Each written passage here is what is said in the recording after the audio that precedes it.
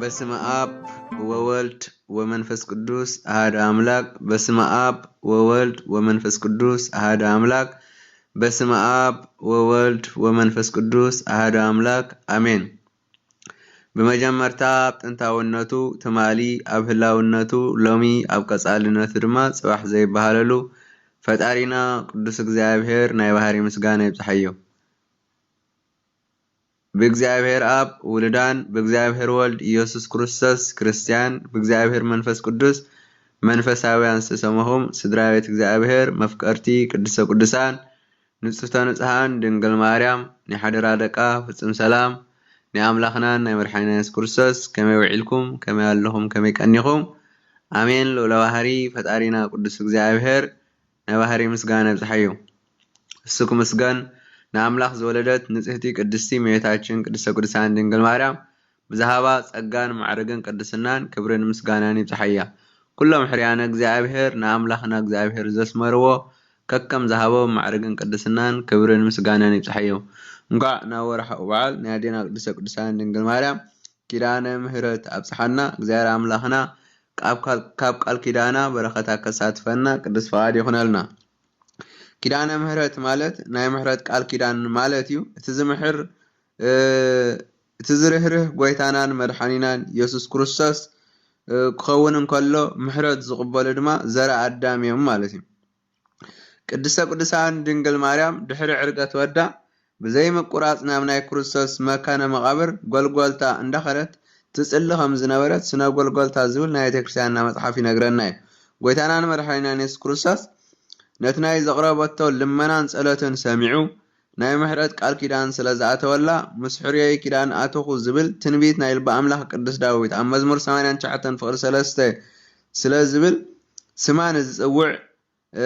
ብልመናኣ እሙን ንዝኾነ ኣብ ምድሪ በረኸት ኣብ ሰማይ ዘለኣለማዊ ህይወት ከም ዘውርስ ቃል ኪዳን ኣትይላ እዩ። ናይ ምሕረት ቃል ኪዳን ተዋሂብዋ እዩ። በዚ ምኽንያት ኩሎም ዘፍቅርዋ ኪዳነ ምሕረት ማርያም እንዳበሉ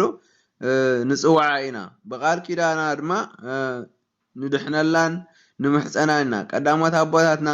ናይ ልቦም ምዕረፊት ክትከውን ወልደ አብ ወልደ ማርያም እግዚአብሔር ወልድ ኢየሱስ ክርስቶስ ብዝተፈልየ ኣካሉ ምሕደሪቱ ዝገበራ ናይ ሰሎሞን መቕደስ፣ ናይ ኣዳም ተስፋ፣ ናይ ኖህ መርከብ፣ ናይ አብርሃም ድኳን፣ ናይ ሙሴ ጽላት፣ ናይ ዳዊት በገና፣ ናይ ኢሳያስ ድንግል ታቦት ዘዶር ስለ ዝኾነት ናይ ምሕረት ቃል ኪዳን ብ16 የካቲት ተቐቢላ እያ። እዚ ቃል ኪዳን ፍሉይ ዝኾነ ናይ ምሕረት ኪዳን እዩ። ካብ ወገን ፍጡራን ከም ናይ ኣዴና ቅድስተ ቅዱሳን ድንግል ማርያም ቃል ኪዳን ዝተቐበለ የለን። ድንግል ማርያም ካብ ኩሉ ዝተፈልየት መልዕልተ ፍጡራን መትሕተ ፈጣሪ ምልእተ ጸጋ ስለ ዝኾነት ናይ ቅዱሳን ኩሉ ጸሎት እትዕርግን ብዝተዋህባ ጸጋ ንዘለኣለም ኣብ መንጎና ከተተዓረቕ ምሕረት ከተዝንብ እትነብር ቅድስቲ ኣደያ ካብ ዝኸበሩ ዝኸበረት ስለ ዝኾነት ነኽብራ። ስማ ፀዊዕካ ዘይጽገብ ስለ ዝኾነ ድማ ደጊምና ነመስግናን ንጽዋዓን። ካብ ናይ ጥፍኣት ማይ ዝድሓና ኣላ ናይ ድሕነትና ኣርማና ስለ ዝኾነት ከም ወዳ ልበ ኣምላኽ ቅዱስ ዳዊት እምነ ጽዮን እንዳበልና ንጽዋዓ። ካብ ኩሉ ግዜ ብዛዕባ ቅድስቲ ድንግል ማርያም ቃል ኪዳን ክንሰምዕን ከለና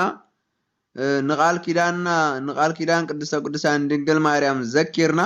ብተስፋ ንምላእ ቃል ኪዳና ምክንያቱ ተስፋ ዝመልእ ኪዳን ስለ ዝኾነ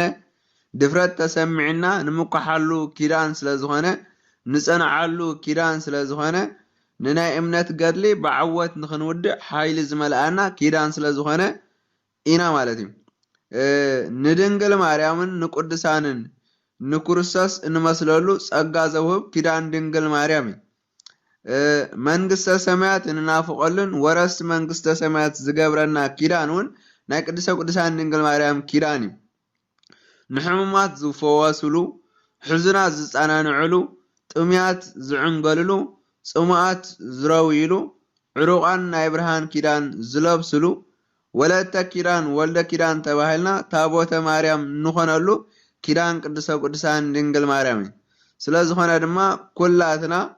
ውልደ እግዚአብሔር ዝኾና ነዚ ቃል ኪዳን ንምቕባላ ደስ ሲልና እነመስግናን ነኽብራን ብዘይበኣ ፍጽማት ከምዘይንኸውን ስለ ንፈልጥ ነቲ ዝኣተወላ ኪዳን ዘኪርና ኪዳን ክኾነ ኪዳነ ምህረት እንዳበልና ንዝይመላን ንዝምረላን ንጽዋዓን ኢና።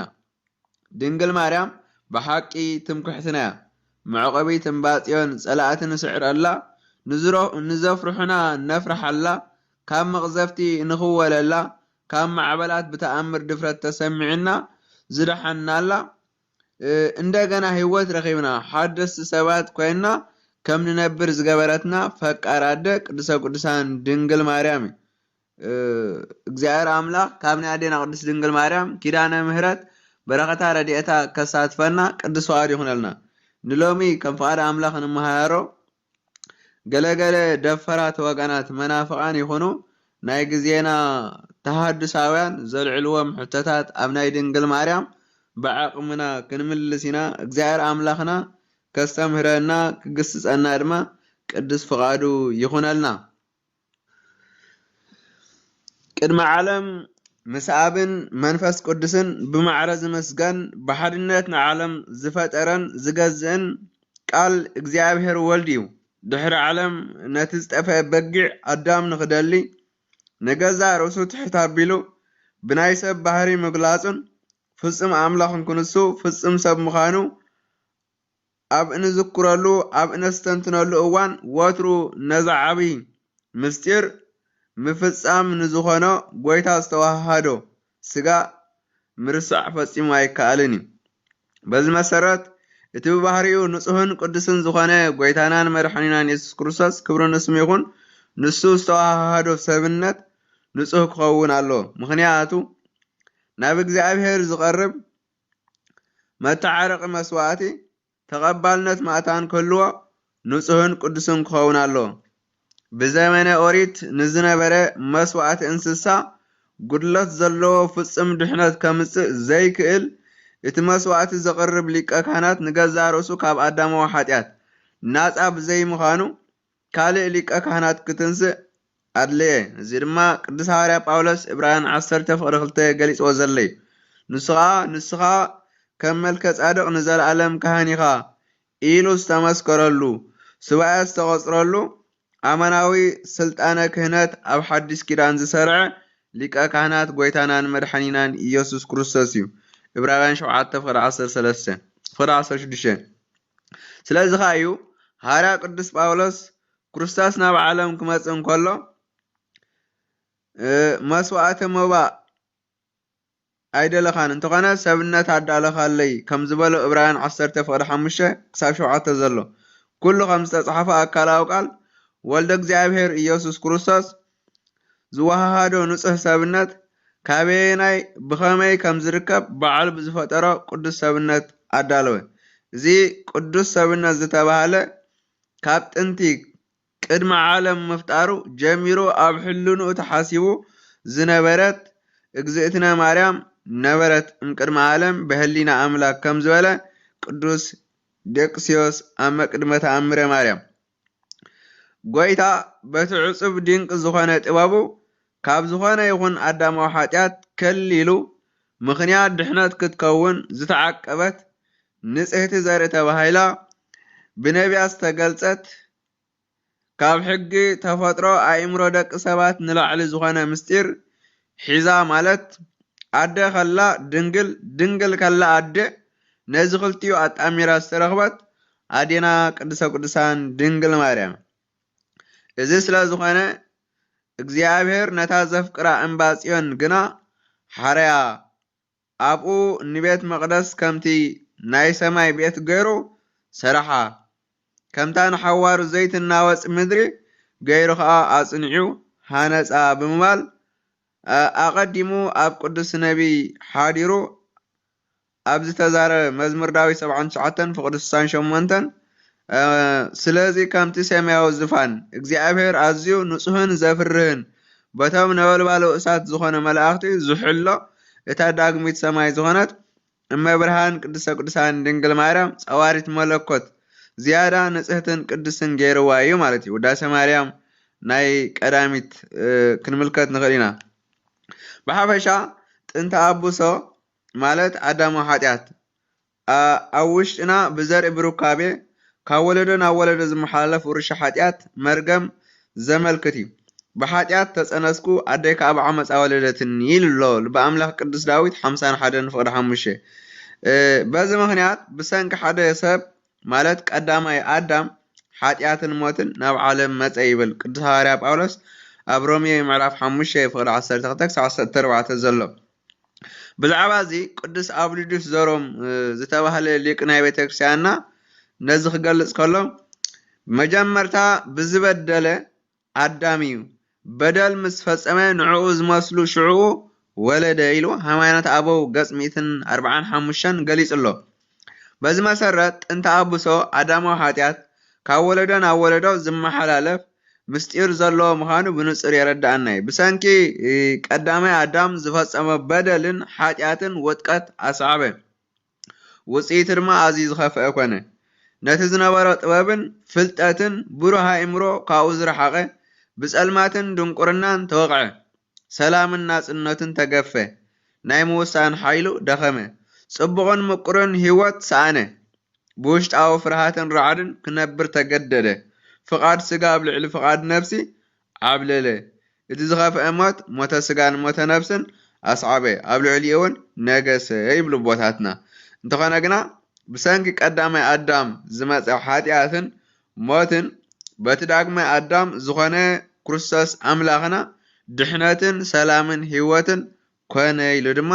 ሮሜ 5 ካብ ፍቅዲ 12 ፍቅዲ 15 ገሊጽ ኣሎ። እዚ ድሕነት እዚ ካብ ዝኾነ ይኹን ኣዳማዊ ኃጢአት ንጽህቲ ዘርኢ ዝኾነት ብዝወሰዶ ስጋ ሓሳብን ናሕዋሩን ኣብ መስቀል ተፈጸመ። ካብዚ ብምቕጻል ኣዳማዊ ኃጢአት ከም ዘለዋ ገይሮም መርትዖን ዝጥቀሙሉ መናፍቃን ነጥብታት ክንምልከት ኢና። እቲ ቀዳማይ ተሃድሶ ወይ ድማ መናፍቃን ንድንግል ማርያም ጥንተ ኣቡሶ ኣለዋ ኢሎም ክዛረቡ ከም መርትዖ ገይሮም ዘቕርብዎ ኣዳማዊ ኃጢአት ብዘርኢ ስለ ዝመሓላለፍ ንዝብልዎ እዩ። ነዚ ከዓ መልሲ ክንህበሉ እዩ። ኣዴና ቅድስተ ቅዱሳን ድንግል ማርያም ብሩካቤ ካብ ኣቦ ኢያቄምን ካብ ኣዲኣ ሐናን ስለ ዝተወልደት በዚ ምክንያት እዚ ኣዳማዊ ኃጢአት ኣለዋ ይብሉ እዮም። ኣዴና ቅድስተ ቅዱሳን ድንግል ማርያም ምኑኳ ካብዞም ቅዱሳን ስድራ እንተተወልደት እግዚአብሔር ግና በቲ ሓያል ጥበቡ ካብ ዝኾነ ነገር ዓቀባ። ንኣብነት ይትረፍ ክትዛረበሉ ንኽትሰምዖ እኳ ዕፅብ ኒቅ ዝኾነ ፍጻሜ ታሪክ 3 ደቂቅ እስራኤል ክንምልከት ንኽእል ኢና። ብዘይበደልዎ ናብኡ ተነእሳት እንተተደርበዩ ፈጣሪኦም ግና ንዕኦም ዝሕሉ መልኣኽ ብምስዳድ ይትረፍ ብሓቂ ክቃጸሉ ፍጹም ክትንከፉን ኣይከኣሉን። ብኣንጻር ካዳ እቶም ኣብ ግዳም ንዝነበሩ ሓለውቲ ሓዊ ተለቕመፁ ማለት እዩ። በዚ መሰረት ልዑል ፈጣሪና ቅዱስ እግዚአብሔር ኣቐዲሙ ብሕልንኡ ዘዳለዋ ብጥበቡ ዝዓቀባ ብቅዱሳን መላእኽቲ ዝሓለዋ ስለዚ ድማ እዩ ቅዱስ ኣቦና ቴዎዶጦስ ከምዚ ኢሉ ዝመስከረላ ካብ ጥንቲ ተፈጥራ ድንግልና ኣይተለወጠን ኣይረስሐትን ኢሉ ቅዱስ ኣቦና ቴዎዶጦስ ገሊጽዋ ኣሎ። ከምኡውን ቅዱስ ኣቦና ባሕርያቆስ ኣብ ቅዳሴ ማርያም ኣነጺርዎ ኣሎ። ኦ ድንግል ኣኮ በፍትወተ ደነስ ተጠነስኪ ኣላ በሩካቤ ዘበህግ እምሃና ወእምያቄም ተወለድኪ ኢሉ ስለዚ እቲ ሓያል ዝኾነ ተኣምራት ኣብ ልዕሊ 3 ደቂቕ ዝፈጸመ ኣብ ልዕሊ እመብርሃን ዘይፍጽመሉ ምኽንያት እንታይ ኣሎ ኢልና እንተንሓቶምሲ እንታይ ኢሎም መለስምልና ምኽንያቱ ንእግዚአብሔር ዝሰኣነ ነገር የልቦን ዝብል ቃል ክንዝክርካ ግድነት ይኾነና እዩ ከም ካልኣይ ነጥቢ ዘልዕልዎ መናፍቃን ድንግል ማርያም ጥንቲ ኣቡስ ኣለዋ ንኽብሉ ዘልዕልዎ እንተልዩ ቅዱስ ገብርኤል መልኣኽ ምስ ኣበሰረያ ነፂሃ ዝብልዎ ከዓ መልሲ ክንህበሉ ኢና ብመጀመርታ ብስራታዊ ቅዱስ ገብርኤል ከበስራ እንከሎ ብፍሉይ ትሕትናን ብዓብዪ ምስጋናን ንኽንሰምዖ ዘብህግ ክብርን ልዕልናን እናገለጸ እዩ ዝመፀ ማለት እዩ ብምቕፃል ከምዚ ካኢልዋ ነይሩ ሰላም ንዓኺ ኦ ምልእተ ጸጋ መንቅብ ዘይብልኪ ኣዳማዊ ኃጢአት ዘይሓለፈኪ መርገመ ስጋን መርገመ ነፍስን ዘይብልኪ ብተልእኾ መላእኽቲ ብትንቢተ ነቢያት ፍስህቲ ዝኾንኪ ሰማያዊ ጸጋ ዝመልአኪ እግዚአብሔር ምሳኺ እዩ ካብ ስጋ ክስጋ ካብ ነፍሲ ክነፍሲ ክለብስ እሞ ተሓጐሲ ከም ተናዋልድ ዕብራውያን ክሳደን ዘግዝፋን ብወርቅን ስልማት ብፍትወተ ስጋን ሰብኣይ ዝምስጣ ከምአን ኣይኮንክን ንስኸ ግና ብውሽጣዊ ንጽህና ዝተወረቕኪ ብቅድስናን ንጽህናን ዝተሰለምኪ ካብ ኣንስቲ ዝተባረኽኪ ፍልይቲ ኢኺ ፍረ ከርስኺ እውን ብሩኽ እዩ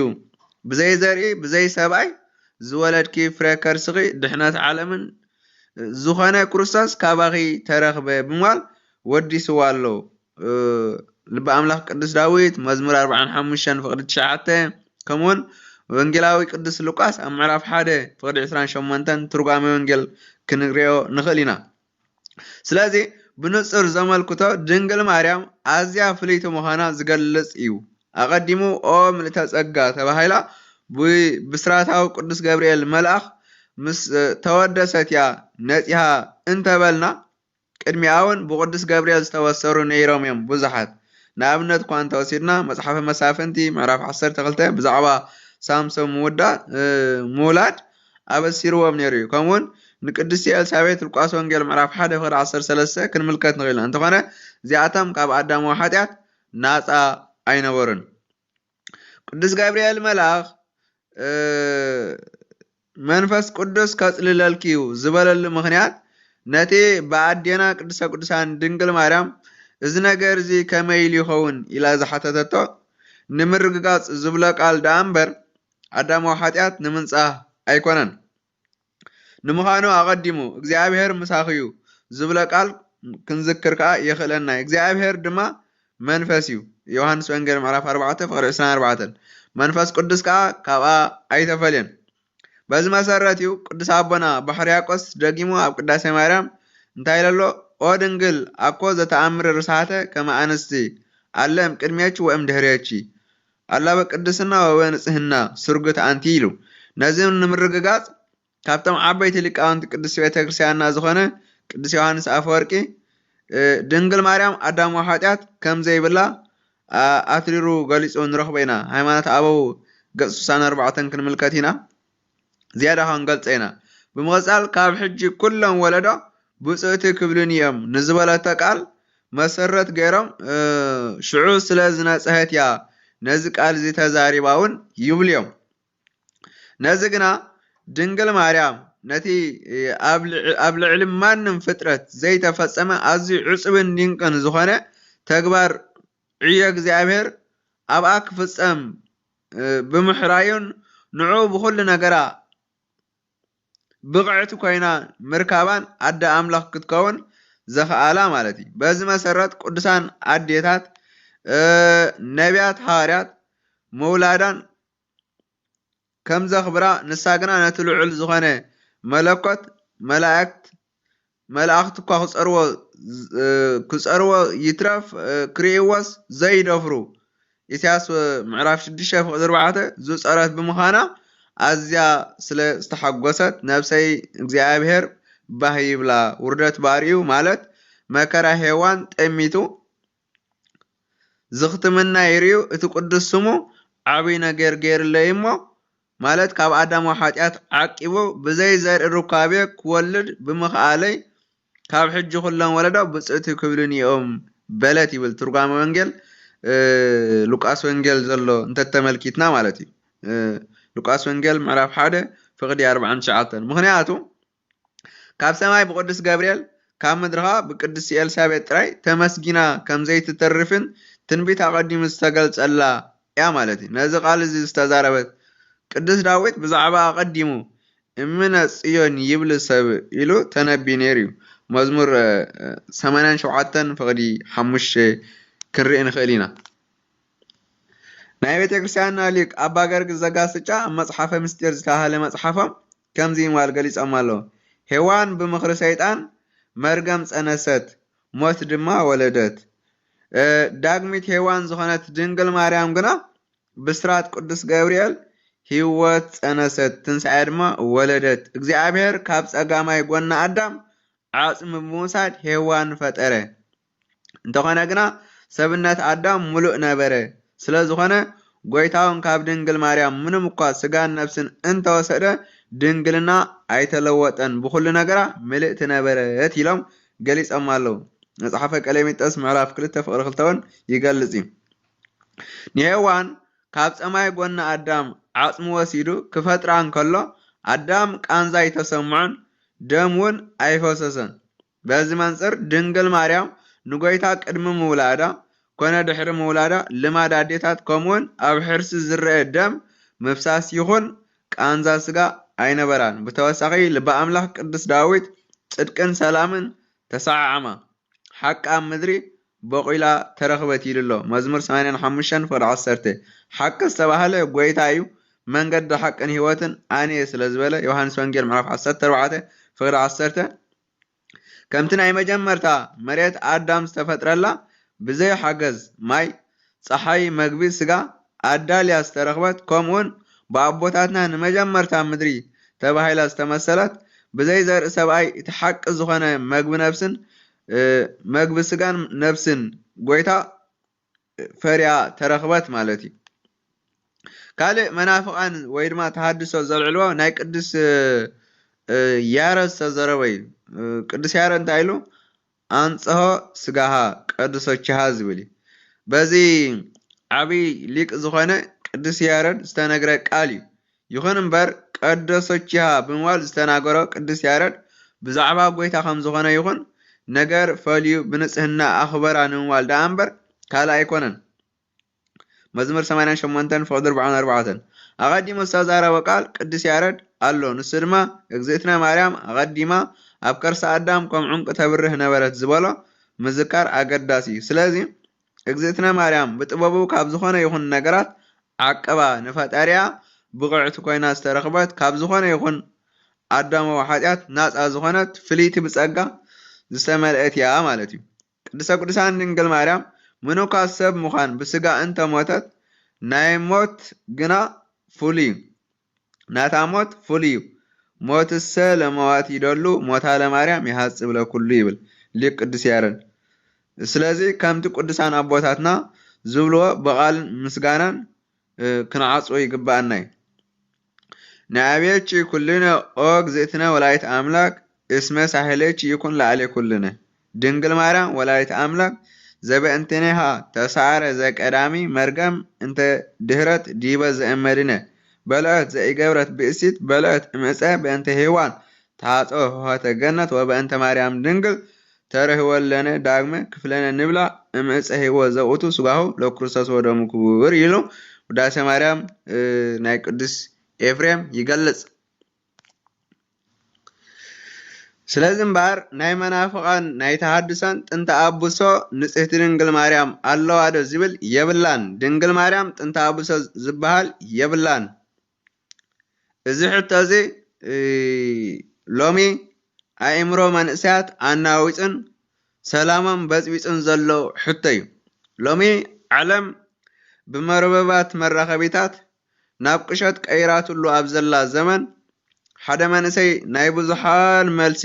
ብድምፅን ብፅሑፍን ክረክብ ይኽእል እዩ እዚ ሕቶ እዚ ዝለዓል ግና ግብፂ ከምዚ ኢሎም ኢትዮጵያ ከምዚኢሎም ኣባ እገሌ ከምዚኢሉ ቀሺ እገሌ ከምዚኢሉ መምህር እገሌ ከምዚኢሉ መምህር እገሌ ከምቲኢሉ ዝብሎ መዕለብን መጠርነፍን ዘይብሎም መልስታት ኣብ ብዙሕ ክድወሉ ይኽእሉ እዮም ንየናይ ክንኣምን ንየናይ ክንነፅግ ንየናይ ክንቃወም ኢልና እንድሕር ኣቢልና ቅዱስ ቤተክርስትያን ከ ብዛዕባ እዚ እንታይ ትብል ንዝብል ቤተክርስትያን ኩሉ ግዜ መልሲ ስለ ዘለዋ መልሲ ትህብ እያ ኦርቶዶክሳዊት ተዋህዶ ቤተክርስትያን ኤርትራ እምነታ ዘየጠራጥር ትምህርታ ንጹህ ነዚ ከዓ ብእግዚአብሔርን ብቅዱሳንን ንዝሓለፈ ትምህርትን እትምህርን እትነብረሉን እያ ስርዓታ ብግቡእ ተረኪቡ ንመጻኢ ወለዶ ብግቡእ እናረከበት ዝኸይድ መስርሕ ምምሃር ከዓ ኣብ ቅዱስ ቤተክርስትያንና ዓብይ ቦታ ዘለዎ እዩ እግዚአብሔር ኣምላኽ ምስ ፈጠረ ኣብ መወዳእታ ሰብ ፈጢሩ ኣኽቢሩ ኣብ ገነት ኣቐሚጡ ትእዛዝ ዝሃቦም ነቲ ህይወት ዝህብ ትእዛዝ ግና ንናይ ዲያብሎስ ምኽሪ ሞት ብምስማዕ ዝጠሓሶ በዚ ምክንያት እዚ ኸ ኣብ ልዕሊኡ ሞት ስጋን ሞተ ነፍስን መርገመ ስጋን መርገመ ነፍስን ተፈሪድዎ ካብ እግዚአብሔር ዝኣክል ጎይታ ካብ ገነት ዝመስል ቦታ ረሓቐ ሳዕብየን እዚ ሞተ ስጋን ሞተ ነፍስን መርገመ ስጋን መርገመ ነፍስን ዝኾነ ጥንተ ኣቡሰ ድማ ተሰኪሙ ነይሩ መን ኣዳም እንተኾነ በቲ ዳግማይ ኣዳም ዝኾነ ክርስቶስ ድማ ተደምሲሱሉ እዩ ኣዴና ቅድስተ ቅዱሳን ድንግል ማርያም ካብዚ ሓጢአት እዚ ካብ ጥንተ ኣቡሰ እዚ ናፃ ኮይና ተፈጥረት ተወልደት እውን ምክንያቱ እግዝእትነ ማርያም ነበረት እምህልና ኣምላክ እምቅድመ ዓለም ስለ ዝብሉና ቅዱሳን ኣቦታትና ኣዴና ቅድስተ ቅዱሳን ድንግል ማርያም ካብ ቅድሚ ምፍጣር ዓለም ኣብ ሕልና ኣምላኽ ተሓሲባ ዝነበረት ከም ዝብል መቅድመ ተኣምረ ማርያም እግዚአብሔር ንኩሉ ዝሓለፈን ዘሎን ጥራይ ዘይኮነስ ንዝመጽእ እውን ዝፈልጥ ኣምላኽ ስለ ዝኾነ ውድቀትን ጣዕሳን ኣዳምን ፈሊጡ ምክንያት ድሕነት ክትኮኖ ኣዳልይውሉ ንመን ንቅድስተ ቅዱሳን ድንግል ማርያም ኣዳምን ሔዋንን ምስ በደሉ ፀጎኦም ተገፈፈ ሓፊሮም ፈሪሆም ድማ ተሓቡ ምድሪ ምስ ወልወለ ድማ ድምፂ እግዚአብሔር ኣምላኽ ኣብ ገነት ክመላለስ ሰሚዑ ከም ዝበለ ድምፂ ኪደተ እግሩ ኣስምዖም ማለት ዘፍጥረት ምዕራፍ 3 ፍቅዲ 8 እዚ ከዓ ሓደ ከይስንብድ ኢሉ ብካልእ ወገን ድማ ድምፂ ኪደተ እግሩ ዝስማዕ ስጋ ለቢሱ ከድሕነከ ንምባል እዩ እዚ ከዓ እግዚአብሔር ብሰለስነቱ ንኣዳም ከም ሓደ ካባና ኮነ ኢሉ ኦሪት ዘፍጥረት ምዕራፍ 3:22 ኢሉ ተነግሪሎ እግዚአብሔር ወልድ ኢየሱስ ክርስቶስ ክብሩ ንስሙ ይኹን ስጋ ኣዳም ከም ዝለብስ ብምስጢር ተዛሪቡ ኣዳም በደሉ ኣሚኑ ንስሓ ምስ ኣተወ ብጉህድ እትወለድ እምወለተ ወለትከ ወኣድህነከ ካብ ጓልጓልካ ተወሊደ ከድሕነከ ይብል መጽሓፈ ቀሌምንጦስ ከምኡውን መጽሓፈ ኣክሲማሮስ ማለት እዩ ከምዚ ዝብል ተስፋ ሃቦም ነዚ ዝኣተወሉ ናይ ብህንሳ ኣባ ሕርያቆስ እንታይ ኢሎም ኣሎ ኣንቲ ኡቱ ተስፋሃለ ኣዳም ኣመ ይሰደድ እምገነት ኣዳም ካብ ገነት ክስደድ እንከሎ ንስኺ ተስፍኡ ንስኺ ቃል ኪዳኑ ነርኪ ኢሉ ገሊፅዋ ኣሎ ቅዳሴ ማርያም በረኸቶም ምስ ኩላትና ይኹን ስለዚ ነዛ ተስፋ ድሕነት ኣዳም ኮይና ብእግዚአብሔር ዝተመፀት ንጽህትን ቅድስትን እመቤታችን ቅድስተ ቅዱሳን ድንግል ማርያም እግዚአብሔር ካብ ጥንተ ኣቡሶ ሓልዩ ኣብ ሕቆ ኣዳም ንዝነበረት ዘሪ ኩሉ ብጥንተ ኣቡሶ ክሓልፍ ከሎ ንሳ ግና ንጽህቲ ኮይና ካብ ኣበው ናብ ኣበው እናሓለፈት ድሕሪ 66 ወለዳ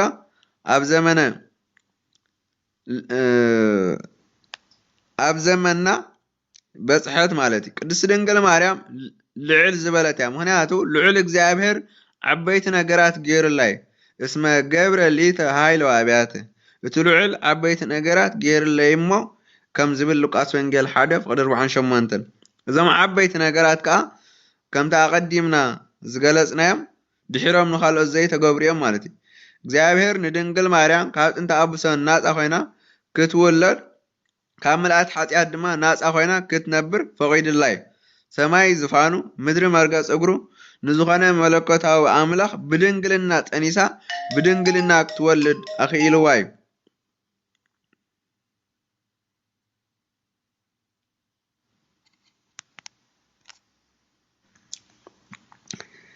እግዚአብሔር ንድንግል ማርያም ካብ ጥንተ አብሶ ናፃ ኮይና ክትውለድ ካብ ምልአት ሓጢአት ድማ ናፃ ኮይና ክትነብር ፈቂድላ እዩ። ሰማይ ዝፋኑ ምድሪ መርገፂ እግሩ ንዝኾነ መለኮታዊ አምላኽ ብድንግልና ፀኒሳ ብድንግልና ክትወልድ አኽኢልዋ እዩ። በዝኻ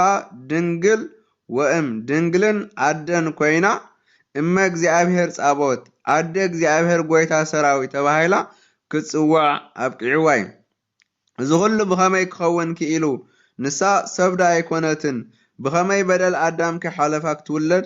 ክኢላ ንዝብል ሕቶ ብዙሓን ሰባት መልስና ምስ ቅዱስ ገብርኤል አልቦ ነገር ዘይሰአኖ ለእግዚአብሔር እግዚአብሔር ዝሰአነ ነገር የልቦን ዝብል እዩ። ሉቃስ ወንጌል 1:37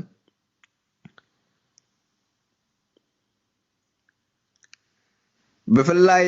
አንጻር አዴና ቅድስተ ቅዱሳን ድንግል ማርያም ዝለዓሉ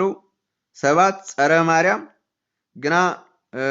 ድጋፍ ድፍረቶም ዝኾንዎም ጥቕስታት ካብ መፅሓፍቲ ስለ ዘልዕሉ በብሓደ ክንሪኦም ፀኒሕና ኢና ክንቅፅሎም ኢና። ቅድሚ እዚ ግና ብዛዕባ እቶም ሓደስቲ ናይዚ ነገር ዝኾኑ ዘመናውያን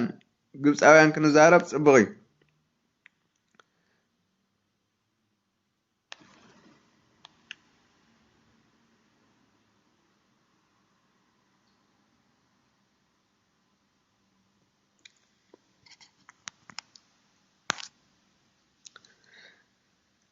ቅዱሳን አቦታትና ከም ዝምህሩና አቦና ቅዱስ ቴዎዶጦስ ዘዕንቁራ እንታይ ኢሉ ኣብ ሃይማኖት አበው 53:22 ወይ ረክሰት በኢምንትኒ እምዘፈጠራ ካብ ዝተፈጥረትሉ ግዜ ጀሚራ ርክሰት ነገር ኣይተረኽባን ብነብስን ብስጋን ኩሉ ግዜ ንጽሕቲ እያ ኢሎ ሃይማኖት አበው 53:22 ካብ ዝፈጥራ አትሒዙ ብዝኾነ ይኹን ኣይረኸሰትን ሃይማኖት አበው 53:22 ነቢይ እግዚአብሔር ኢሳያስ ብምስጢር ነገረ ድሕነት ተገሊጽሉ ዝሓለፈን ዘሎን ዝመጽእን አጋናዚቡ ክዛረብ ክነግር እንከሎ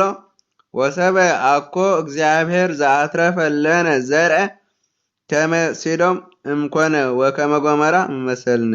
ጎይታ ሰራዊት እግዚአብሔር ዘርኢ እንተዘይገድፈልና እንተዘይሓድገልና ኔሩ ከም ሲዶም ምኾንና ከም ጎሞራውን ምመሰልና ኔርና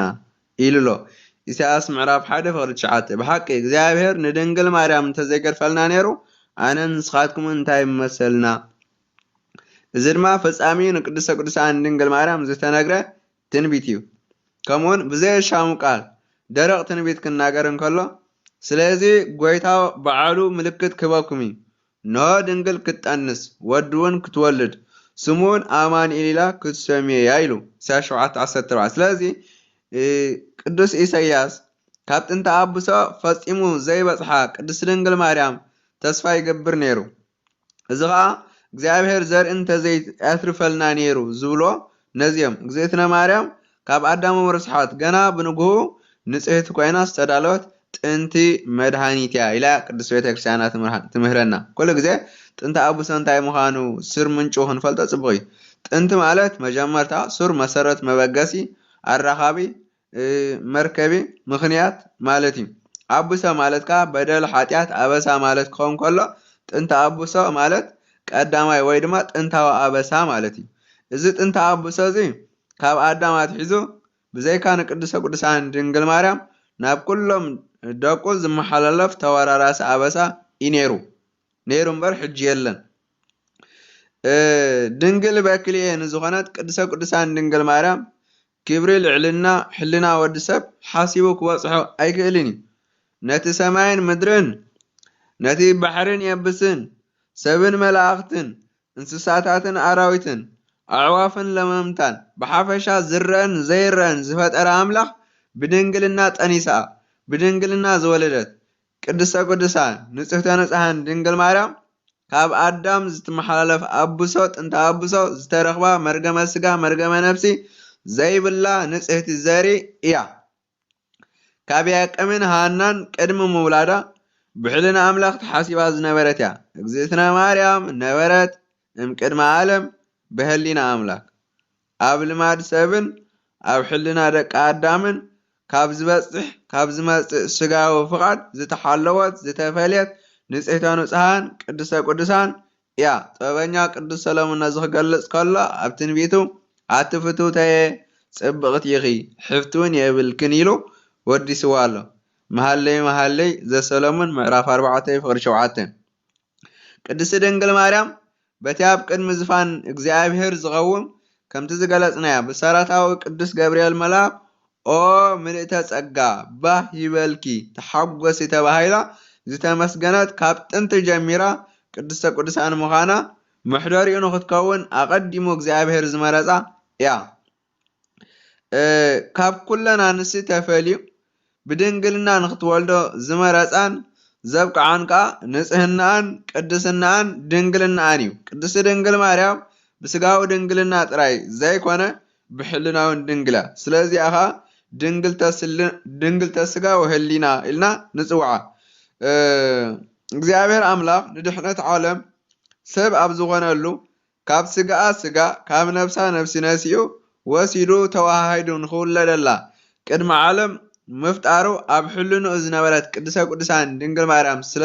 ስለዝኾነት መርገመ ስጋ መርገመ ነፍሲ ናይ ኣዳም ዘይበጽሓ ቅድስቲ ኣድያ ቅድስቲ ቤተ ክርስቲያንና ብሊቃውንቲ ቤተ ክርስቲያን ጌራ ማለት ኣብ ሃይማኖት ኣበው ኣብ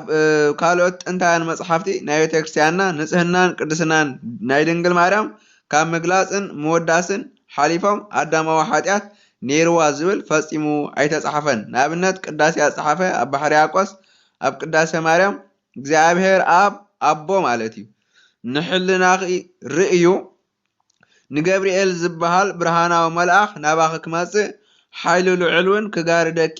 በለኪ ይብል። ቅዳሴ ማርያም ቁጽሪ 45 ኣብዚ ክስተውዓል ዘሎ እግዚአብሔር ኣብ ንጽህናኺ ምስ ረአየ ነቲ ቀዳማይን ካልኣይን ዘይብሉ ዝፈትዎ ወዱ ናባኺ ለኣኸ በለ እምበር ጥንቲ ኣቡሶ ምስ ረአየ ዝብል ቃል ኣይተጻሕፈልናን።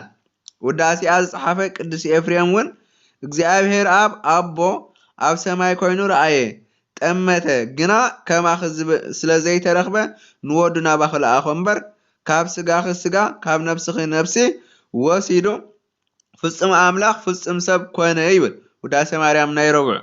ነታ ንጽሕትን ብስጋን ብሕልናን ዝኾነት ቅድስተ ቅዱሳን ድንግል ማርያም ድማ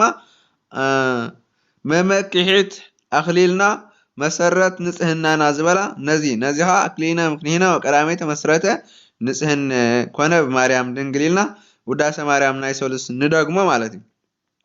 ቅድስቲ ድንግል ማርያም ካብ ኣዳም ዝመሓለፍ ጥንተ ኣቡሶ እንተ ዝነብራ ቅዱስ ገብርኤል መልአኽ ንስኺ ካብ ኣንስቲ ተፈሊኺ ዝተባረኽኪ ኢኺ ክብላ ኣይምተረኽበን። ምክንያቱ ኃጢአት ዘለዎ ሰብ ብሩኽ ኣይባሃልን እዩ። ኣዴና ቅድስተ ቅዱሳን ድንግል ማርያም ግና ቅድስተ ቅዱሳን ንጽሕተ ንጹሃን ብምዃና ካብ ኣንስቲ ተፈሊኺ ዝተባረኽኪ ኢኺ እናተባህለት ብቅዱሳን መላእኽቲ ክትምስገን እትነብር ዘላ ቅዱስ ኤፍሬም ሰራዊ በረኸቱ ምስቅላትና ማርያም ቅዱስ ያሬድ የቅሬታ ቅዱስ ያሬድ መሃሌታ እንታይ ኣሎ ማርያም እሰ ተሃቱ ውስተ ከርሱ ለአዳም ከመ ባህሪ ጻዕዳ ማርያም ከም ጻዕዳ ዕንቂ ኣብ ከርሱ ኣዳም ኮይና ተብርህ ነበረት በለ። ሃይማኖት ኣበውን ወሰማያ ለእግዝእትነ ማርያም ድንግል ወሊዳቶ ወፂኦ እምከርሳ እንዘ ድንግል የእቲ ወኢረክሰት በእምንትኒም ዘፈጠራ ብድንግልና ካብኣ ተወልደ ዓደይ ከኣበላ ካብ ዝፈጥራ ኣትሒዙ ብዝኾነ ይኹን ኣይረኸሰትን ይብል ሃይማኖት ኣበው 53 ፍቅዲ 22 ቅዱሳን ኣበው ገሊጾም ኣለዉ። ኣብ ሃይማኖት ኣበው 66 እንተተመልኪትና እውን ሶበ ረከበ ስጋሃ ቅዱሰ ለዛኣቲ ድንግል ወነፍሳ ቅድስተ ፈጠረ ለቱ መቅደሰ ዘቦቱ ነፍስ ንጽሕቲ ስጋን ንጽሕቲ ነፍሳን ምስ ረኸበ ነፍሲ ዘለዎ ስጋ ክዋሃድ ፈጠረ ክብል ድማ ኣብ ምዕራፍ 66 ፍቅዲ 14 ደጊምዎ ኣሎ። ስለዚ ናይ ጥንቲ ንጽህና ብዘየሻሙ ቃል ኣነጺሮም ገሊጾም ኣለዉ ቅዱሲ ናይ ቅዱሳን ናይ ቤተ ክርስቲያንና ሊቃውንቲ። እዚ ቃል እዚ የማነ ጸጋም ዘየብል እኹል መስተንክር ዝኾነ ምስክር ቅዱስ ቤተ ክርስቲያንና እዩ። ኣብ ቤተ ክርስቲያንና ዝትረኽ ሓደ ታሪኽ ኣሎ። ሰሎሞን ድሕሪ ብዙሕ ኃጢአት ምፍጻሙ ክንሳሕ ናብ እግዚኣብሔር ምስ ተመልሰ እግዚኣብሔር በላጆኻ መርገመ ኣዳም ዘይብላ ንጽሕቲ ዘርኢ ካብ ባህሪ ኣዳም ተኸፊላ ኣብ ኣካል ሴት ተቐሪጻ ኣላ። ካብ ሴት ናብ ኖህ፣ ካብ ኖህ ናብ ሴም፣ ካብ ሴም ናብ ኣብርሃም፣ ካብ ኣብርሃም ናብ ይስሓቅ፣ ካብ ይስሓቅ ናብ ያዕቆብ፣ ካብ ያዕቆብ ከዓ ናብቶም 12 ነገደ እስራኤል እንታይ ደኣ ካብ ይሁዳ ናብ እሰይ፣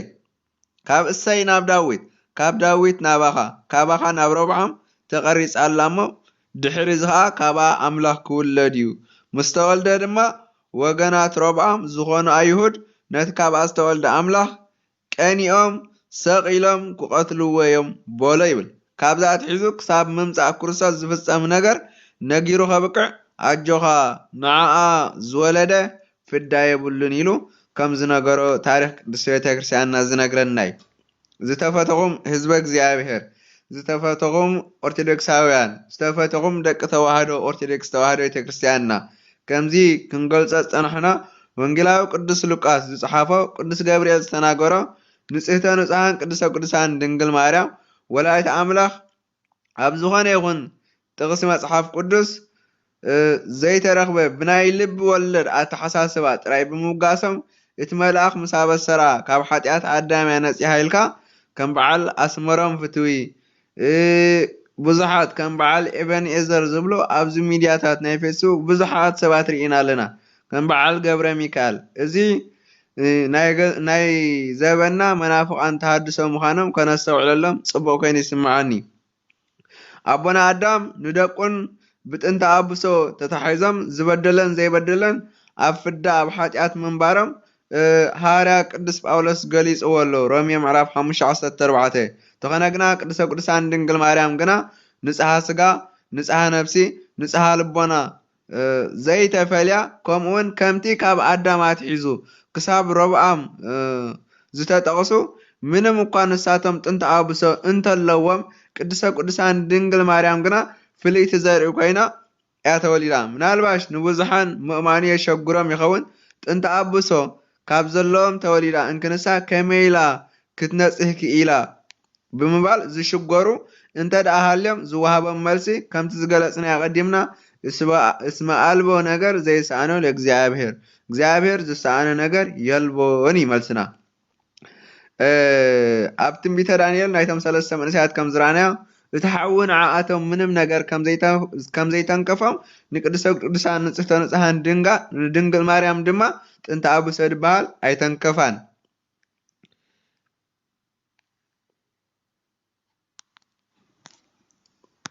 ነዚ ክገልጽዮም ከዓ ሊቃውንቲ ቅዱስ ቤተ ክርስቲያንና ይኹኑ ቅዱሳን ነቢያት ኣቦታትና ኩላቶም ኣብ ነፍሲ ወከፎም መልሲ ሂቦምን ኣለዉ።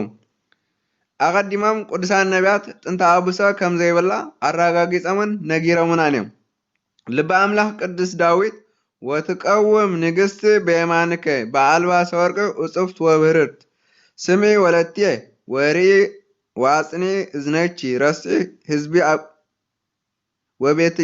ወቤተ አቡቺ እስመ ፈተወ ንጉስ ስነቺ ኢልሎ። እታ ንግስቲ ብወርቂ ኦፈር ተሰሊማ ኣብ የማንካ ትቆውም ኣላ። ጓሌ ስምዒ ረኣይውን እዝኒ ከዓ ኣድንኒ ህዝብኽን ቤት ኣቦኽን ረስዒ ምክንያቱ ንጉስ ንጽባቕ ክፈትይሎ ኢልሎ። መዝሙር ዳዊት 45:9-11 እዚ ትንቢት እዚ ንቅድስተ ቅዱሳን ድንግል ማርያም ብልክዕ ዝገልጽ እዩ። ወርቂ ምልክት ንጽህና እዩ። ቅድስተ ቅዱሳን ድንግል ማርያም ኣብ ልዕሊ ንጽሓ ስጋ ንጽሓ ነፍሲ፣ ኣብ ልዕሊ ንጽሓ ነፍሲ ንጽሓ ልቦና ተደራሪባ ዝሓዘት ቅድስቲ ኣድያ ብወርቂ ኦፈር ተሰሊማ ኢልዋ። ህዝብኽን ቤት ኣቦኽን ረስዒ ዝበላ ድማ ንሳ ካብ ህዝባን ካብ ኣዝማዳን ተፈልያ መርገመ ስጋን መርገመ ነፍስን ዘይብላ ንጽህቲ ኮይና ጥንተ ኣብሶ ዘይሓለፋ ስለ ዝተወልደት እዩ። ዘማራይ ልበ ኣምላኽ ቅዱስ ዳዊት ጓሌ ዝብላ ድማ ካብ ዘርኡ ስለ ዝተወልደት ንሳ ጥራይ ዘይኮነት ጎይታናን መድሓኒናን ኢየሱስ ክርስቶስ እውን ካብኣ ስለ ዝተወልደ ወዲ ዳዊት ተባሂሉ ተጸውዒ ሎ ማቴዎስ ወንጌል ምዕራፍ 1:1 ንጉስ ዝተባሃለ ድማ ክርስቶስ ክኸውን ከሎ ንጽባቐ ክፈትይዎ ዝተባሃለ ድማ ጽባቐ ንጽህናኺ ክወሃሃድ እዩ ማለት እዩ። ጥበበኛ ቅዱስ ሰሎሞን እውን ኣቲ ፍትውተ ኩልንትናኺ ጽብቕቲ ኢኺ ሕፍቲ የብልክን ኢሉ مهلي معرف 4 فقد شوعته طوينيا سلومون بمنفس تنبيت تقانيو أتفتوتي مرقم سجان مرقم نفسن زي بالكي ملئتي صبغتي إخي إلو أمسجنوا زيرما حفت زي بالله بخل انترا نسهت مخانا بزي الشامو زرقا قصالنا قدس قاليو لعل قال نبي إسياس እግዚአብሔር ጎይታ ሰራዊት ገለ ሒደት ትርፍን ተዚሓድ ገልናስ ከም ሲዶም ምዃንና ንጎመራ መሰልና ኢሉ ኢሳያስ 1:9 ነቢ ኢሳያስ ዘርኢ ዝብላ ዘሎ ኣደ እግዚአብሔር ዝኾነት ዓለም ዝድሓነላ ቅድስት ድንግል ማርያም እያ ልዑል እግዚአብሔር ኣምላኽ ብንጽሃ ስጋ ብንጽሃ ነፍሲ ብንጽሃ ልቦና ዓቂቡ ካብ ስጋኣ ስጋ ካብ ነፍሳ ነፍሲ ወሲዱ ተዋሃሂዱ ንዓለም ቀድሕን ምኽንያት ገይርዋ እዩ ምኽንያቱ ንሳ انت زيتهلو دحنة يمرخبنان سلازي دمايو نبي إسياس زر انت زي حرقلنا يلو زقلسا بسراتاو قدس جابريل ملاخ كم زبا السراون تفسي فسيتي او مليتا تسقا اغزيابير مسلتشي بريكتي انتي مانسي او مليتا تسقا اغزيابير مساخيمو باهي بلكي فصم تحقوسي نسخي كابانسي تفاليخي زتوارخكي اخي كبلي لقاس وانجل 1:20 شمانتن كابزي زدنق سلامتا بسراتاو قدس جابريل ملأخ اندحرا وسيدنا ادينا قدس دنگل مريم ካብ ጥንተ አብሶ ናፃ ምዃና ዘረዱ ክልተ ነጥብታት ጥራይ ክንጠቅስ ኢና እቲ ሓደ ምልእተ ጸጋ ዝብል ጸጋ ዝተመላእኪ ቅድስት ድንግል ማርያም ጸጋ ዝተመላእኪ ተባሂላ ምምስጋና ንሳ ካብቲ ካብ ወለዶ ናብ ወለዶ ዝመሓላለፍ ዝነበረ ጥንተ አብሶ ናፃ ምዃና የረዳእና እዚ ምስጋና እዚ ንጎይታና ቅድሚ ምጥናሳ ምቁራቡ ድማ አዴና ካብ ማህፀና አዲኣ ጀሚራ بمنفس قدس زتخللت ጥንተ አብሶ ዘይሓለፋ ምዃና የሪኤና ንጽህና ቅድሚ ብስራት ቅዱስ ገብርኤል ምዃኑን ጸጋ ዝመላእኪ ኢሎ ብሕሉፍ ዓንቀጽ ብምዝራቡ የለብመናይ ስለዚ ቅድሰ ቅዱሳን ድንግል ማርያም ቅድሚ ብስራት ቅዱስ ገብርኤል መልአክ ቅድሚ ጎይታና መድኃኒትና ኢየሱስ ክርስቶስ ምጽናሳ ካብ ማህፀና አዲኣ ጀሚራ ንጽህቲ ቅድስቲ ጥንተ አብሶ ጥንተ አዳም ኃጢአት አዳም ዘይ ሓለፋ እግዚአብሔር ንፍሉይ ስራሕ ንተዋህዶ መሪጹ ዓቂቡ ሓልዩ ዘጽንሓ ቅድስቲ አደ ምዃና ቅድስት ቤተ ክርስቲያና ተስተምረና እዩ ካብ ኩሉ ወዲ ሰብ ጸጋ ኣብ ዝረሓቐሉ ግዜ ጸጋ ዝመላእኪ ተባሂላ ብፍሉይ ምስጋና ዝቐረበላ ቅድስተ ቅዱሳን ድንግል ማርያም ጥራይ እያ ብሓፈሻ ብዛዕባ ደቂ ሰባት ግና ከምቶም ገልጸ ጸንሐና ቅዱስ ሐዋርያ ጳውሎስ ኣብ ሮሜ ምዕራፍ 3 ፍቅዲ 23 ኩሎም ሓጢኦም ክብሪ እግዚአብሔር እውን ሲኢኖም ኢልሎ እዚ ኸ ጥንተ አብሶ ዕዳ አዳም ካብ ኩሎም ስለ ዝበጽሐ ዕዳ እምበር ኩሎም ብግብሪ ሓጢአት ፈጺሞም ማለት ከም ዘይኮነ ክርዳእና ኣሎ ሞት ግና ካብ አዳም ጀሚሩ ክሳብ ሙሴ ኣብቶም ከምቲ ናይ አዳም ሓጢአት ዘይገበሩ እውን ሰልጠነ ኢሉ ሮሜ 5:14 ተባሂሉ ተነጺሩ እምበር ኩሉ ሰብ ብሰንኪ ሓጢአት አዳም ጸጋ ጎዲልዋ ኣብ ዝነበረሉ ዘመን አዴና ቅድስተ ቅዱሳን ድንግል ማርያም ጥንተ አብሶ ከም ዘይሓለፋ ጸጋ ዝተመልአኪ ምዃን የረድእ ኣሎ እቲ ካልኣይ ፕሬክቲ አንቲማንስ ካብ ኣንስቲ ዝተባረኽኪ ዝተፈለኺ ኢኺ እዚ ቃል እዚ ምስጋና እዚ ብዘይ ሌላን ጉሌላን يلبون كلهم حاتيوم إلو رمية 3:22-23 كم زغلص كابز تباهلو سبات فليت مخانا ينصر زغا نساتم بزي ليلان غليلان ጥንተ አብሶ ሓሊፍዎም ንሳግና ወላዲት አምላክ ክትከውን ተሓጽያ ካብ መርገመ ፍዳን ናጻ መውጻእ እዩ ዘረዳእና ስለዚ ክብር ምስጋናን ንዓኣ ይኹን ድንግል ማርያም ጥንተ አብሶ ሓሊፍዋ ነይርዩ انت تباهيل دامو كابان استعلم فلينتا انتايو إلنا انت حتيتنا يوم انتاي كبلنا يوم ويس نايلك أملا قدس جابريل مسغانا جيغا اللوي أي فعلون نسا كاب كل ناقر ملاك قدس جابريل ملاك مسغانا كمسغنا انكولو نسا كاب كل ناقر نسهتو غينا سلا استفتراتيو سلا زرما قدس بيتا كريستيانا ويراكوست بأمنتني امزفترا كابز فترات حزا بزخانا يخون اي رخصتن إلا ትምህረናን ትግስጠናን ተለብመና مسوات تحايزو قدس جابرييل ملاك نسغيز تبارك كيخي فركر سغون بروخي بموال نقويتانان مدحانان يسوس كروسس نادينا قدسان دنقل مارام تماسا سالي مسقانا أغريب اللومي زغا كلتيام تنتا أبسو زي حالفا مخانو يرد عنا مخنياتو قويتاز تواهادو سغا ناي دنقل مارام نصف سغاي فلليقنا كنستعولو صبغي قدس دنقل مارام زتبارك كيخي كتبهالن كلا እግዚአብሔር ካብ ማህፀን አዲያ ጀሚሩ ብንጽህና ስለዝዓቀባይ ጎይታናን መድኃኒናን ኢየሱስ ክርስቶስ ዝተባረኸ እዩ ክበሃል ከለግና ብባህሪኡ መርገም ዘይሰምዖ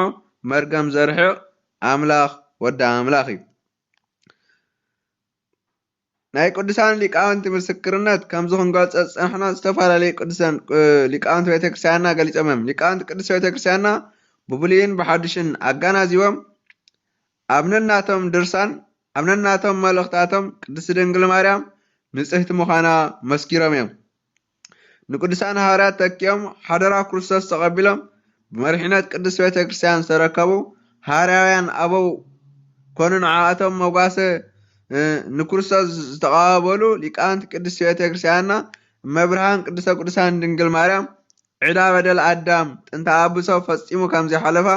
ብዙሕ ግዜ መስኪሮምን አረዲኦም እዮም። ካብኣታቶም እንተጠቒስና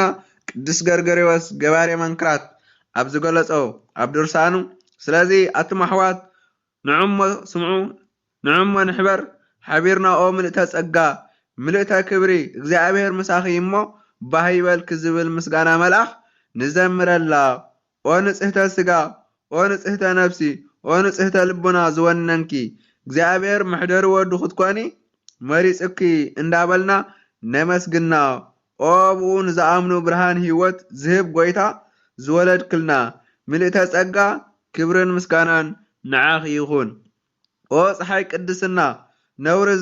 ነውሪ ዘይለኸፎ ዕምባባ ህይወት ዝኾንኪ ምልእተ ጸጋ ክብርን ምስጋናን ንዓኺ ይኹን እናበለ ኣመስጊንዋ ኣሎ። ድርሳነ ቅዱስ ገርገርዮስ ኣብ ካልኣይ ክፋል አባ ዮሐንስ ዘአንጾኪያ ዝተባህለ ናይ ቤተክርስቲያንና ሊቅ እውን አባ ዮሐንስ ብዛዕባ ስጋዌ ክዛረቡ ድሕሪ ምጽንሖም ወዘአንቱ ኮነ እምንጽሕቲ ወጽሬት ወህሬት ወብርክቲ ወቅድስቲ እማርያም ድንግል በኩሉ ግዜ ኢሉሎ። እዚ ድማ ኩሉ ግዜ ድንግል ካብ ዝኾነት ካብ ንጽሕትን ጽሬትን ካብ ሕሪትን ፍልይትን ቅድስትን ካብ ዝኾነት ማርያም ይኮይኑ ኢሉ ሃይማኖት አበው 103 ፍቅዲ 15 ይገልጽ። እዚ ከዓ ድንግል ማርያም መርገመ ነፍስን መርገመ ስጋን ዘይብላ ፍጽምትን ንጽሕትን ከም ዝኾነት ዘረዳአና ትምህርቲ ቅዱስ ቤተክርስቲያን እዩ። አባ ክሪስቶዶስ ሊቀ ጳጳስ ዘእስክንድርያ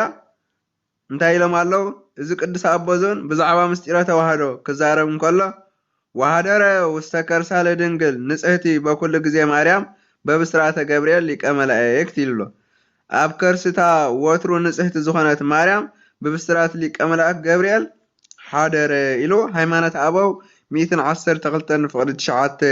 ገሊጽልና ኣሎ። በረኸቶም ምስኩላትና ይኹን። ቅዱስ ቄርሎስ ሊቀ ጳጳስ ዘእስክንድርያ እውን በረኸቶም ምስኩላትና ይኹን።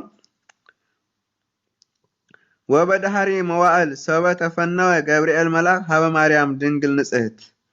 ኣብ ዳሕራይ ዘመን ገብርኤል መልአክ ናብ ንጽሕቲ ድንግል ማርያም ምስ ተላእከ ኢሉ ሃይማኖት አበው 71 ፍቅዲ 3 ብምባል ቅዱስ ገብርኤል ዝተላእከ ናብታ ኣቐዲማ ንጽሕቲ ዝኾነት ድንግል ማርያም እዩ። ስለ ዝኾነ ድማ ካብ ኣንስቲ ዝተባረኽኪ ካብ ኣንስቲ ዝተፈለኺ ኢኺ ዝብላ ቅዱስ ገብርኤል መልአክ ሉቃስ ወንጌል ምዕራፍ 1 ፍቅዲ 25። ቅዱስ ኤፍሬም ሰራዊ በረኸቱ ምስኩላትና ይኹን። ኣብ በብዕለቱ ዝንበብ ናይ ሰሙን ሙሉእ ውዳሴ ማርያም ኣብ ካልእ ብዙሕ ድርሳናት ዝደረሰ ናይ ቤተክርስቲያንና ሊቅ እዩ። ተፈሲ ድንግል ንጽሕቲ እንተ ኣልባቲ ርኩሰ ዘመጻ ቃል ቀልኣብ ወተሰብአ መኒሃ ኢሉ። ኦ ቀልኣብ እግዚኣብሔር ወልድ ናባኺ መጺኡ ሰብ ዝኾነልኪ ርክሰት ርስሓት ዘይብልኪ ንጽሕቲ ድንግል ባህ ይበልኪ ኢሉ ውዳሴ ማርያም ናይ ረቡዕ ይገልጽ። ድንግል ማርያም ንጽሕቲ ርክሰት ሓጢአት ዝበሃል ዘይተንከፋ ምዃና የብርሃልና። ብተወሳኺ እውን ተፈሲ ኦ ምልእተ ጸጋ ድንግል ዘእንበለ ርኩሰ ልህኩት ንጽህ ክብረ ኩሉ ዓለም ብርሃን ዘይጠፍ መቅደስ ዘይትነስእ በትረ ሃይማኖት ዘይጸንም ምስመኮሙ ለቅዱሳን ኢሉ ኦ መጸግዒት ቅዱሳን ዘይትንቕነቕን በትረ ሃይማኖት ዘይትፈርስ ቤት መቅደስ ዘይትጠፍእ ብርሃን ክብረ ኩሉ ዓለም ርስሓት ዘይብልኪ ንጽህቲ ዝኾንኪ ጸጋ ዝመልአኪ ድንግል ባህ ይበልኪ ኢሉ ውዳሴ ማርያም ናይ ቀዳሚተ ሰንበት እንዳበለ ንጽህናን ቅድስናን የድንቕ በረኸቱ ምስኩላትና ይሆን። ናይ ቤተ ክርስቲያንና ናይ ቅዳሴ ማርያም ዝጸሓፈ አባ ሕርያቆስ ድማ ኤጲስቆጶስ ዝሃገረ ብህንሳ አባ ሕርያቆስ እንታይ ኢልና ኣሎ መንፈስ ቅዱስ ብዝገለጸሎም ኣብ ቅዳሴ ማርያም ዝደረስዎ ድርሰት ካብቲ ኣዝዩ ዓሚቕ ምስጢር ዘሎ ንዋባቱ ሓንቲ ጥራይ ምስ ንርኢ ድማ በአማን ነጸረ እግዚአብሔር አብ እምሰማይ ወእምስራቀ ወእምዕራበ ሰሜነ ወደቡበ ውስተ ኩሉ አጽናፍ አስተንፈሰ ወአጽነወ ወኢረከበ ዘከማቺ ወሰመረ መዓዛ ዚአቺ ወአፍቀረ ስነቺ ወፈነወ ሀቤቺ ወልዶ ዘያፈቅር ኢሉ ብሓቂ እግዚአብሔር ኣብ ሰማይ ኮይኑ ናብ ምብራቕን ናብ ምዕራብን ናብ ሰሜንን ናብ ደቡብን ናብ ኩሉ ማዕዝናት ዓለም ጠመተ አስተንፈሰ አሸተተ ከማኽ ዝበለ ግና ኣይረኸበን ንማዕዛኺ ፈተዎ ንጽባቐኺ እውን ኣፍቆሮ ነቲ ዝፈተዎ ወዲ ድማ ናባኺ ለኣኾ ኢሉ ቅዳሴ ማርያም ይገልጽ። መዝሙር 45 ፍቅዲ 10 ትርጓሚኡ ክርአ ንኽእል ኢና። ኩሉ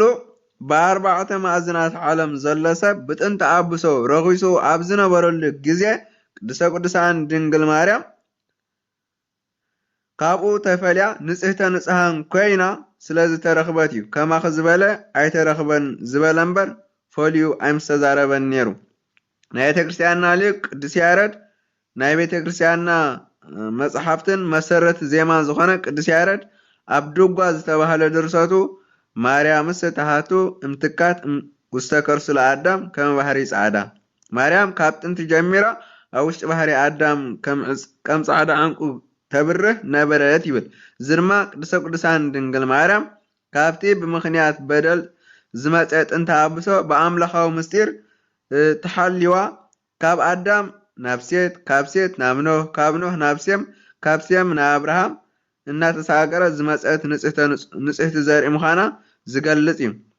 ድንግል ማርያም ጥንተ ኣብሶ ሓሊፍዋ ነይሩ ዶ ዝብል ትምህርቲ ብትምህርቲ መጽሓፍቲ ቅዱስ ቤተክርስቲያንና ይኹን ብሊቃውንቲ ቅዱስ ቤተክርስቲያንና መልሲ ዝኣክል ተዋሂብሉ እዩ። እሱ ፈሊጥና ክንከይድ ድማ እግዚአብሔር ኣምላኽ ቅዱስ ፈቃዱ ይኹነልና። መደምደምታ ክንገብረሉ እንድሕር ኮይና ሓንቲ ካብ ናይ ድርሳነ ቅዱስ ገብርኤል መልአክ ክንወስድ ኢና። ማርያምሰ ዘተበሰረት ብስራተ ፍስሓ እምአፈ ገብርኤል ሊቀ መላእክ ኩሉ ግዜ ንጽሕቲ እቲ ወኩሉ ግዜ ቅድስቲ እቲ ወኢትካል ይብሉ በእንቲሃ ቦ ግዜ ዘረሰት ወቦ ግዜ ዘነጽሕት አልቦ ኣመርሳት ጉሙራ ይብል። እታ በኣፍ ሊቀ መላእክ ቅዱስ ገብርኤል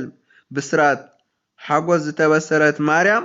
ኩሉ ግዜ ንጽሕትን ቅድስትን እያ ነይራ። ፈጺማ ረሲሓ ፈጺማ ረኺሳ ስለዘይትፈልጥካ በዚ ግዜ ዝረኺሳ በዚ ግዜ ዝረሲሓ በዚ ግዜ ዝኻ ነጢሃ ክብሏ ኣይከኣልን እዩ ኢሉ ድርሳን ቅዱስ ገብርኤል ዘተሓሳስ ይገልጽ። ነዚ ትምህርቲ እዚ ፈሊጥና ኣጽኒዕና ክንከይድ ድማ እግዚአብሔር ኣምላኽ ቅዱስ ፈቃዱ ይግበር። ስለዚ እምበር ብዛዕባ ቅድስተ ቅዱሳን ድንግል ማርያም እቲ ዝተገብረላ ተዛሪብካ መግለጺ ክርከቦ ዘይከኣል ስለዝነበረ ስለዝኾነ ብስቕታ ገሊጻቶ ከም ዘላ ንሕና ብስቕታ ኢና ክንገልጾ። ድንግል ማርያም ናይ ድንግል ማርያም ነገር ልዕሊ ዓቕምና ልዕሊ ፍጥረታት ስለዝኾነ ብመጠን እቲ ክንፈልጦ ዝተፈቕደልና ብዛዕባ ደኣ ክንዛረብ ንኽእል እምበር ናታ ነገር ክንጅምሮ እምበር ክንውድኦ ኣይንኽእልን ኢና። ዝገለጽና እንተገለጽና ዝተዛረብና እንተተዛረብና ብዛዕባ እቲ ዝተዋህባ ክብሪ መጀመርቱ እምበር መወዳእትኡ ኣይኮነን እሞ ኪዳነ ምሕረት ድንግል ማርያም በረኸታ ረድኤታ ተብዝሓልና ናይ እግዚአብሔር ኣምላኽ ምሕረት ናይ ድንግል ማርያም ኣማላድነት ናይ ቅዱሳን መላእክቲ ተራዳእነት ናይ ጻድቃን ነቢያት ሃዋርያት ሰማዕታት በረኸቶምን ረድኤቶምን ጥንታዊት ሐዋርያዊት ቅድስት ሐዋርያዊት ኦርቶዶክስ ተዋህዶ እምነቶም ኣብ እምነት ኦርቶዶክስ ተዋህዶ ጸኒዕና ክንነብር ናይ እግዚአብሔር አምላኽና ቅዱስ ፈቃድ ይኹነልና ዝነጠበ ዝጎለለ በአፈት ጋሃን መላእክት ይተአረመልና ኣብ ጸሎትኩም ዘክሩኒ ስብሐት ለእግዚአብሔር ለወላዲቱ ድንግል ለመስቀሉ ክቡር ይታከቶ ይሰባ ስሙ ለእግዚአብሔር አምላክነ ወትሩ ወኩሉ ጊዜ ወበኩሉ ሰዓት አሜን። ስለ ክብሬ